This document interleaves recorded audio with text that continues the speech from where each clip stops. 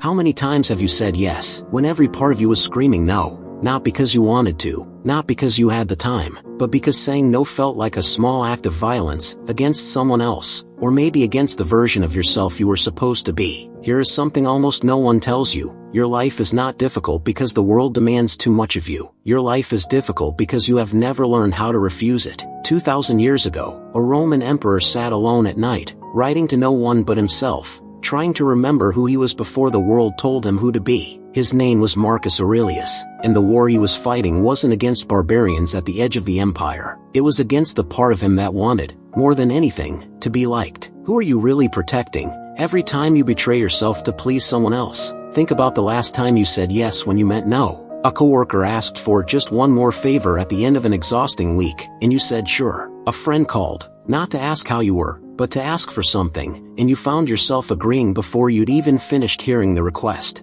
You answered a work message during dinner, phone lighting up the table, and told yourself it would only take a second. None of these moments felt like betrayal. That's what makes them dangerous. The Stoic philosopher Epictetus was once a slave. He understood something about freedom that most free men never grasp, that the mind can be enslaved even when the body is not. He taught his students to separate, ruthlessly, what belongs to us from what does not. Our judgments, our choices, our will, these are ours. Everything else, other people's opinions, their approval, their disappointment, was never ours to control in the first place. So ask yourself, when you say yes out of fear, whose life are you actually living? Picture the crowded train, every morning, bodies pressed against bodies, someone's elbow in your ribs, and you say nothing, because saying something feels like more trouble than the discomfort itself.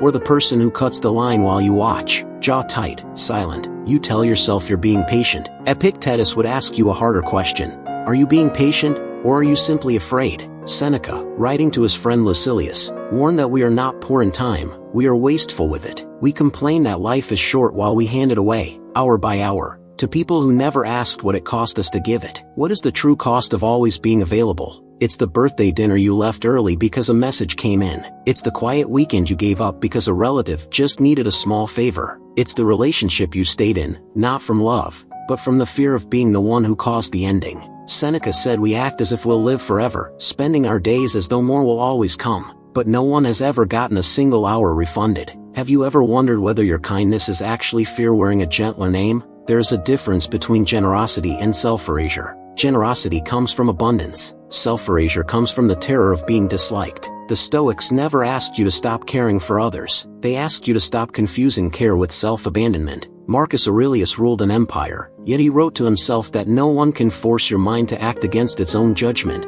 unless you hand that power over yourself. That is the quiet tragedy of the people-pleaser. Nobody steals their peace. They give it away, one small yes at a time. Here is the center of it all. The teaching Epictetus placed above every other. Some things are within our power, and some things are not. Our opinions, our choices, our own conduct, ours. Other people's opinions of us, never ours. You cannot control whether someone is disappointed in you. You can only control whether you act with integrity. Once you understand this, the fear of saying no starts to lose its grip. Disappointing a stranger is not a moral failure. Disappointing yourself, over and over, quietly, for years, that is. So the next time you feel the word yes rising out of habit, out of guilt, out of fear, pause. Ask yourself the question the Stoics asked, in different words, for 1,000 years. Is this choice mine, or have I already handed it away? You do not owe the world a version of yourself with no edges. A life spent avoiding every disappointment is not a peaceful life. It is a life postponed. Marcus Aurelius wrote his private thoughts by candlelight,